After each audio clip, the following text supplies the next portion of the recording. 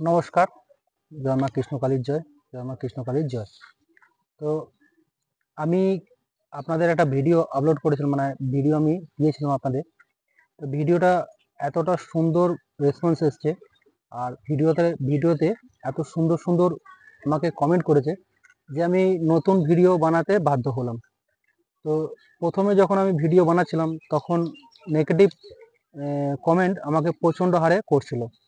এখন যে ভিডিওটা আমি আপলোড করেছি, কিছুক্ষণ আগে যে ভিডিও একটা আমি আপলোড করেছি, ওই ভিডিওতে এত সুন্দর সুন্দর পজিটিভ কমেন্ট এসেছে, আমি মানে আপনাদের বলে বোঝাতে পারবো না। আমার নিজেরও ভালো লাগছে যে না, আমি ভিডিওটা বানাচ্ছি, যে আমার সঠিক দর্শকের কাছে আমার এই ভিডিও পৌঁছাচ্ছে। তো কৃষ্ণকালী মায়ের বিষয়ে আমি আরও কিছু কথা আমি আপনাদের সামনে তুলে ধরবো। মা কালকে নিজেও বলেছেন, যে লাইভে এসে নিজেও বলেছেন যে মন্দিরের বিষয়ে সুখবর আছে। আর সুখবর কি সেটা কিন্তু কাউকে খোলাসা করে বলেনি, এবং আমি মনে করি যে না বলাটাই ঠিক। কারণ যতবারই মানুষের সামনে একদম খোলসা করে বলে দিচ্ছে, তখনই সমস্যা তৈরি হচ্ছে। এতে করে যে মন্দিরের কাজ, সেই মন্দিরের কাজের জন্য বিঘ্ন ঘটছে। আর যেটাতে আমার সব থেকে মানে খারাপ লেগেছিল, যেটা আমি আগের ভিডিওতেও বললাম, যে মায়ের চোখে জল, মঙ্গলা মায়ের চোখে জল।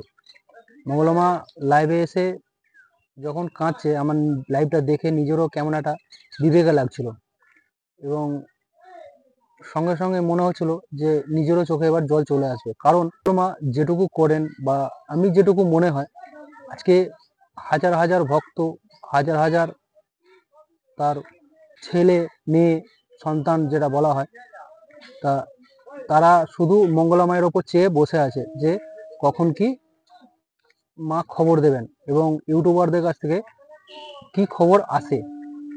তো আপনারা নিশ্চিন্তে থাকুন, যেটুকু আমিও খবর পেলাম যে মন্দির কিন্তু ওখানেই হবে। হয়তো একটু দেরি হচ্ছে, কিন্তু মন্দির ওখানে হবে।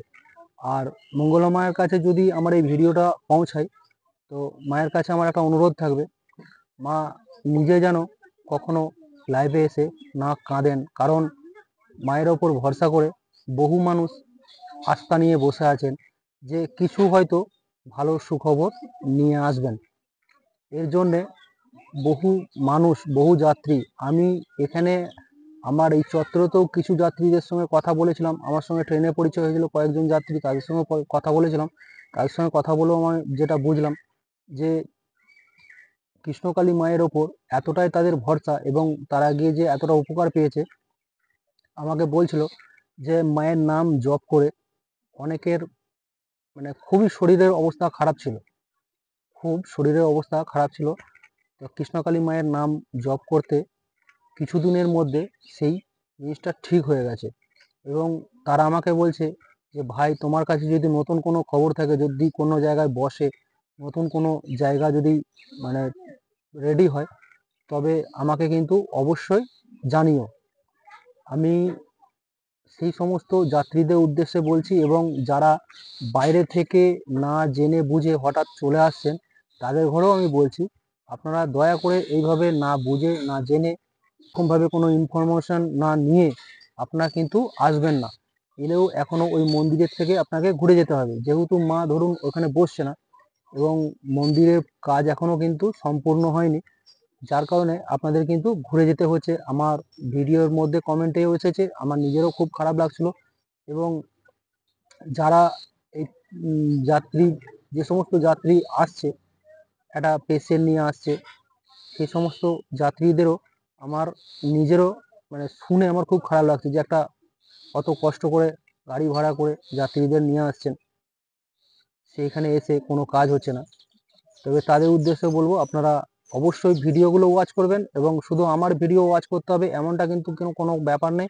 এই রিলেটেড, কৃষ্ণকালী মায়ের রিলেটেড অনেক ভিডিও রোজের আপলোড হয়, এবং নতুনত্ব জিনিস আপনাদের সামনে তুলে ধরার চেষ্টা করে। তো তাদের ভিডিও আপনারা ওয়াচ করবেন, বা আমার ভিডিওতেও আপনারা দেখতে পারেন। আমি চেষ্টা করি সবসময় নতুন নতুন দেওয়ার। তাদের ভিডিও আপনারা ওয়াচ করবেন, এবং সেই ভিডিও ওয়াচ করে আপনারা কৃষ্ণকালী মায়ের মন্দিরের উদ্দেশ্যে রওনা দেবেন।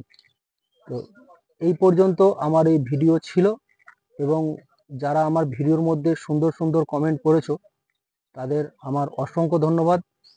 মায়ের আশীর্বাদ সবার ওপর থাকুক, মায়ের আশীর্বাদে সবার মঙ্গল হোক, এই কামনা করি।